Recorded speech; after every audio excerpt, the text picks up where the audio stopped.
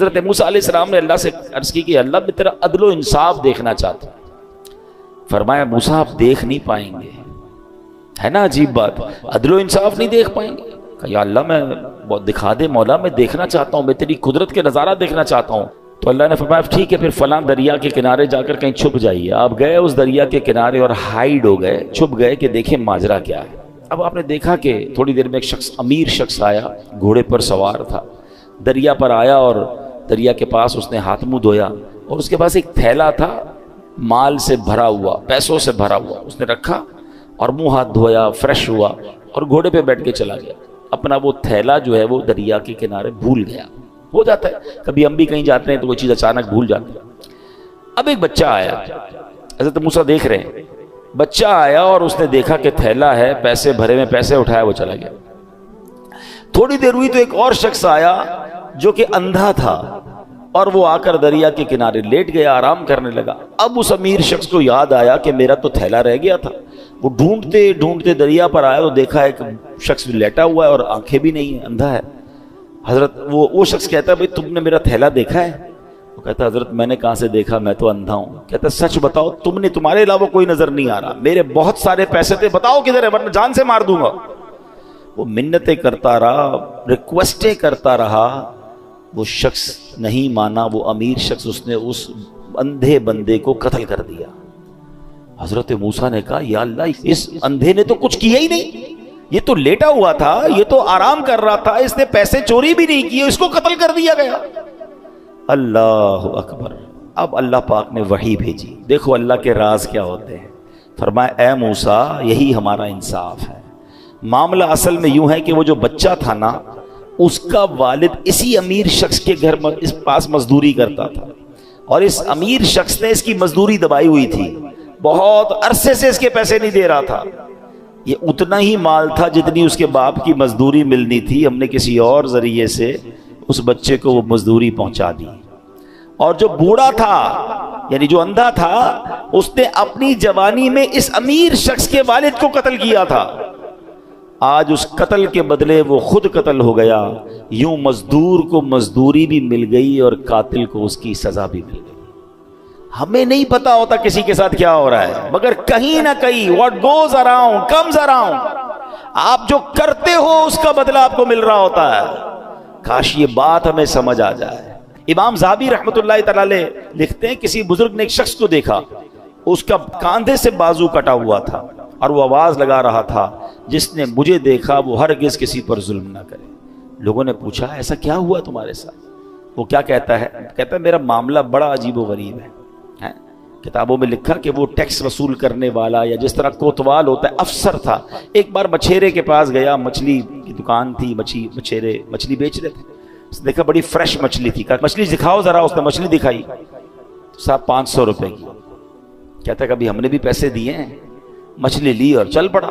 وہ چیختا رہ گیا بھائی جان میرے بچوں کی روزی ہے، میں تو اتنا ہی کماتا ہوں، مہربانی کرو۔ کہا جاؤ ادھر سے۔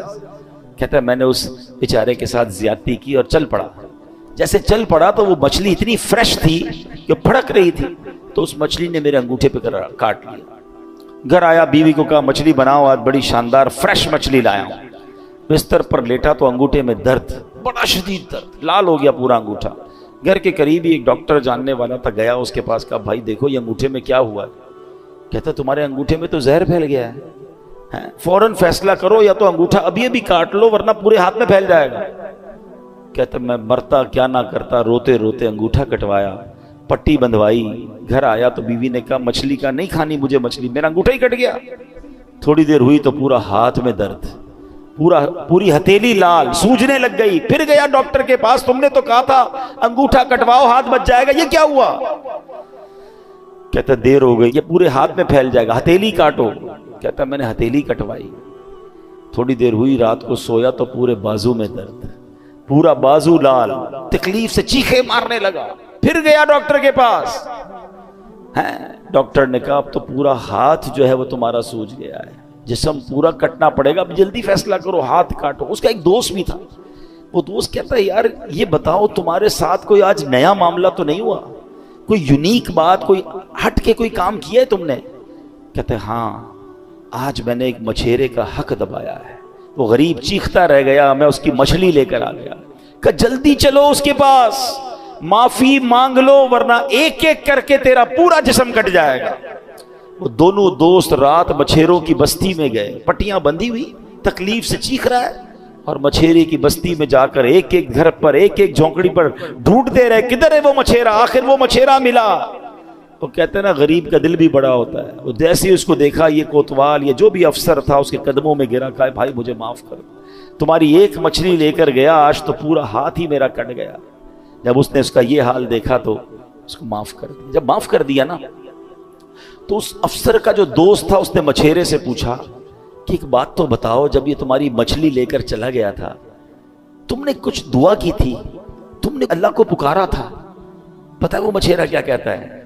وہ کہتا ہے میں نے اللہ کی بارگاہ میں صرف ایک التجا کی تھی کہ یا اللہ یہ میرا حق لے کر چلا گیا ہے، میں اس سے بدلہ نہیں لے سکتا، مولا تو نے بدلہ لینا ہے، میں کمزور ہوں مالک، یہ مجھے دبا گیا، اے اللہ آج تو نے اپنی قوت دکھانی ہے، تو نے اپنی قدرت دکھانی ہے۔ اے میرے پیارے اسلامی بھائی، اب بتاؤ، ایک مچھلی تھی، چند 100 روپے کی تھی، بندے کا ایک ایک کر کے جسم کٹنا شروع ہو گیا۔ یہ سوچنا ہوگا مجھے اور آپ کو، آج جو لوگوں پر ظلم کرتے ہیں، آج جو لوگوں کو دباتے ہیں، آج کہتے ہیں میرا کوئی نہیں بگاڑ سکتا، اپنے ملازم کو برا بھلا کہہ رہے ہیں، اپنی فیملی کو برا بھلا کہہ رہے ہیں، جو بندہ غریب اس کو دبا دیتے ہیں۔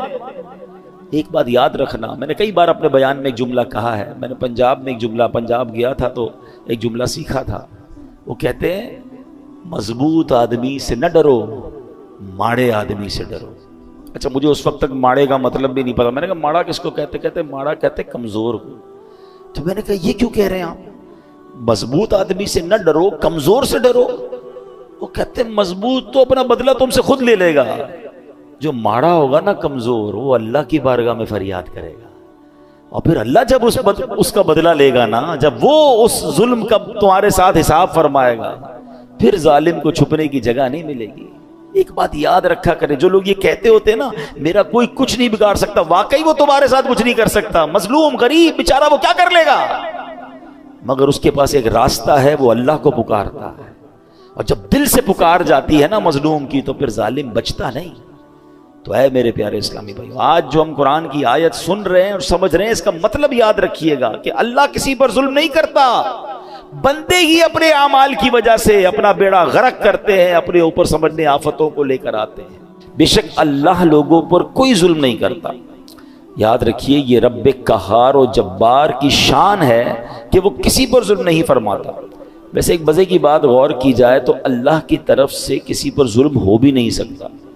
مثال کے طور پہ اگر کسی کے پاس کوئی گاڑی ہے، کوئی موٹر سائیکل ہے، یا گھر کا کوئی سامان ہے جس کا وہ خود مالک ہے، اور اس سامان کو وہ توڑ دے، وہ جلا دے، تو کیا اس نے ظلم کیا؟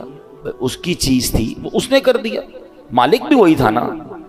تو سمجھانے کے لیے کہہ رہا ہوں، پوری دنیا کا خالق و مالک کون ہے؟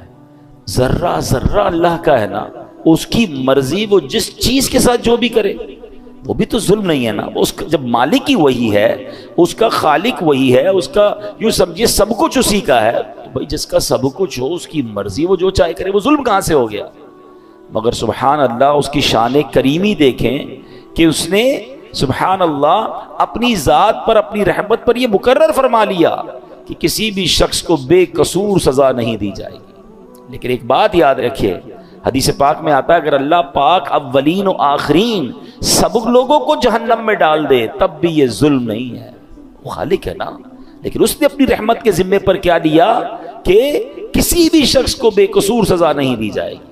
اللہ قرآن میں فرماتا ہے ان اللہ لا یظلم الناس شیئا، بے شک اللہ لوگوں پر کوئی ظلم نہیں کرتا، یعنی اللہ پاک کسی بھی شخص کو بے قصور سزا نہیں دیتا، وہ تو انتہائی مہربان رحم والا ہے، وہ ہمیشہ اپنے بندوں پر عطائیں ہی فرماتا ہے۔ دیکھیں نا، رمضان آتا ہے، روزانہ افطار کے وقت 10 لاکھ گناہ گاروں کو جہنم سے آزاد فرماتا ہے۔ شب قدر آتی ہے، ایک رات 1000 مہینوں سے بہتر رات ہے، چاند رات عید کی آتی ہے جسے لیلۃ الجائزہ کہتے ہیں۔ فرمایا پورے رمضان میں جتنے بخشیں اللہ اس تمام کی تعداد کے مطابق ایک رات میں بخشش فرما دیتا ہے۔ اس کا مطلب یہ بار بار کیوں ہو رہا ہے؟ جمعے کا دن آتا ہے، ہر جمعہ ایک نیکی 70 نیکیوں کے برابر ہو جاتی ہے. جمعے کے دن ہر گھڑی بخشش کے پروانے تقسیم کیے جاتے ہیں. وہ تو رحمان ہے، وہ تو رحیم ہے، وہ چاہتا ہے ہم بخشے جائیں. اب یہ بندہ ہے جو اس بخشش کے راستے کو چھوڑ کر، اس رحمت کے راستے کو چھوڑ کر خود اپنے اوپر مصیبت ڈال دیتا ہے. وہ تو رحمان ہم پر رحمت فرمانا چاہتا ہے. اب سوال یہ پیدا ہوتا ہے کہ اگر اللہ پاک رحم ہی فرماتا ہے، کرم فرماتا ہے، تو پھر یہ دکھ، پریشانیاں، تکلیفیں جو آتی ہیں، پچھلی امتوں پر عذاب بھی آئے، پھر یہ سب کیسے؟ تو اگلا جز اس آیت کا کیا پڑھا ہم نے؟ وَلَٰكِنَّ النَّاسَ أَنفُسَهُمْ يَظْلِمُونَ. ہاں، لوگ ہی اپنی جانوں پر ظلم کرتے ہیں. واٹ ایور جو ہم پر آتا ہے نا، وہ ایکچولی ہماری وجہ سے آتا ہے. ہم خود اپنے اوپر یہ آفتیں لا رہے ہوتے ہیں. اللہ اکبر. یہ بندوں کے اعمال کا بدلہ ہوا کرتا ہے. بندے کفر کرتے ہیں، شرک کرتے ہیں، اللہ کی نافرمانیاں کرتے ہیں، جو احکام دیے جاتے ہیں اس کا الٹ کرتے ہیں، تب انہیں اعمال کا بدلہ دیا جاتا ہے. یہ اپنے ہاتھوں کی کمائی ہے. کہتے ہیں جیسی کرنی ویسی بھرنی. کاش یہ بات ہمیں سمجھ آ جائے.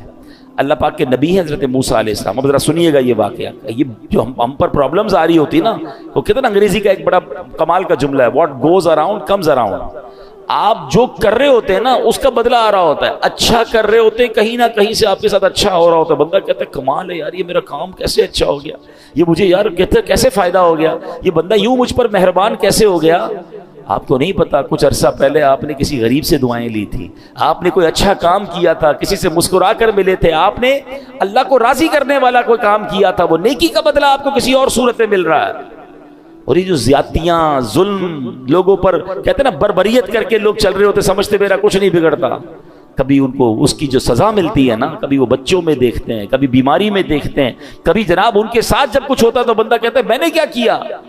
جناب جو پہلے کیا تھا نا، یہ اس کی اب آپ کو سزا مل رہی ہے. ایسا نہیں کہ کوئی بندہ ظلم کر کے کہ بھائی اس کو میں نے خود کسی اور پرانے معاملے کی سزا دے دی. یہ ہمارا کام نہیں ہے، یہ اللہ کے راز ہیں. سورہ کہف پڑھے نا، سورہ کہف میں، ویسے میں بار بار کہا کرتا ہوں، Surah Kahf one of the amazing surahs of Quran ہے. اور اس میں خاص طور پہ جو 3 واقعات ہیں، کمال کے واقعات ہیں. اس سورہ کہف میں ایک واقعہ ہے نا، حضرت موسیٰ علیہ السلام اور حضرت خضر علیہ السلام سے جو ملاقات ہوئی، اس میں بڑے عجیب واقعات تھے. حضرت موسیٰ حیران ہو گئے تھے، مگر پیچھے اللہ کے راز تھے نا. ہر واقعے کے پیچھے کوئی ریزن تھا. تو ہمیں یہ سمجھنا ہوگا کہ ہمارے ساتھ جو پرابلمز ہیں، جو کلیمٹیز ہیں، جو مشکلیں ہیں، جو تنگ دستیاں ہیں، جو ذلت و رسوائی کبھی ہو جاتی ہے، بنایا کام بگڑ جاتا ہے، یہ ایکچولی کہیں نہ کہیں ہمارے اعمال کی سزا ہوتی ہے. یہ ہماری غلطیوں کا ہمیں خمیازہ بھگتنا پڑتا ہے. اللہ کسی پر ظلم نہیں کرتا، یہ بات ہمیشہ یاد رکھیے گا. مگر افسوس آج لوگ جب کوئی مشکل آئے تو معاذ اللہ کی بارگاہ میں شکوے کر رہے ہوتے ہیں، اور بعض اوقات ایسے جملے کہہ دیتے ہیں جو کفریہ جملے ہوتے ہیں. اللہ تو ہماری سنتا ہی نہیں ہے، پتہ نہیں ہم تو ہمارے ساتھ ہی مشکل ہوتی ہے، ہماری تو دعا قبول ہی نہیں ہوتی ہے، پتہ نہیں کیا قصور کر دیا. اللہ کے بندے یہ کہہ کیسے سکتے ہو آپ اور میں کہ ہم نے قصور کیا کر دیا؟ صبح و شام قصور کر رہے ہیں، ہم تو سراپا قصور ہیں. سچ بات بتاؤں، اگر مجھے اور آپ کو ہمارے اعمال کی سزا ملنا شروع ہو جائے نا تو ہم تو مارے گئے. مجھے ایک بات بتائیں، اللہ نے آنکھیں کس لیے دی ہیں؟ کیا آنکھیں اس لیے دی کہ اس سے حرام دیکھا جائے؟ انصاف تو یہ ہوتا کہ بندہ حرام دیکھتا تو اندھا کر دیا جاتا. بھائی آنکھیں دی تو نہیں تھی نا اس لیے. آپ کیا کرتے ہیں اپنے آفس میں؟ آپ نے کسی آفس کے بوائے کو موٹر سائیکل دی، یا سفر کے لیے گاڑی دی، یا موبائل فون دیا کہ بیٹا یہ کام ہے، تم اس چیز سے یہ کام کرنا. اور آپ کو تھوڑے دنوں بعد پتہ چلے کہ جو میں نے فیسلٹی دی ہے وہ اس کام کو تو کر ہی نہیں رہا، میری فیسلٹی کو یوز کر رہا ہے مگر میرا کام تو کر نہیں رہا. آپ کیا کہیں گے؟ بھائی گاڑی واپس دو، موٹر سائیکل واپس. جب تم وہ کام ہی نہیں کر رہے میں جس چیز کے لیے میں نے تمہیں دی تو پھر کس بات کی تمہیں یہ سب فیسلٹی دوں؟ اللہ نے آنکھیں حرام دیکھنے کے لیے نہیں دی تھی. آنکھیں حرام دیکھتی وہ واپس لے لیتا نا. کان حرام سنتے تو بہرے ہو جاتے، ہاتھ ظلم کے لیے اٹھتے تو ہاتھ کٹ کر گر جاتا، پیر حرام کی طرف جاتا، اللہ کی نافرمانی کی طرف جاتا، میں اور آپ لنگڑے ہو جاتے. ارے وہ تو سزا دے ہی نہیں رہا، بہت تھوڑی میں جان چھوٹ رہی ہے. اور اب بندہ کہتا ہے پتہ نہیں کیا قصور کر لیا. اس سے پوچھو بھائی نماز 5 ٹائم پڑھتے ہو؟ نہیں وہ تو کبھی کبھی قضا ہو جاتی ہے. پھر کہتے ہو کیا قصور کر لیا؟ مطلب ہمارا تو دن رات قصور میں ہے. پھر یہ جملہ کیسے زبان پر آتا ہے؟ شکوہ نہیں. وین ایور کوئی پرابلم آئے اپنے آپ کو ریئلائز اسکین کرنا شروع کر دو کہ کیا غلطی ہو گئی بھائی, کیا مشکل ہو گئی, میں نے ایسا کیا کر دیا. فوراً توبہ, فوراً استغفار, فوراً اللہ کی طرف رجوع کریں. پھر دیکھیں انشاءاللہ رحمتوں کے دروازے پھر کھل جائیں گے. اللہ اکبر. ایک بار مسلمان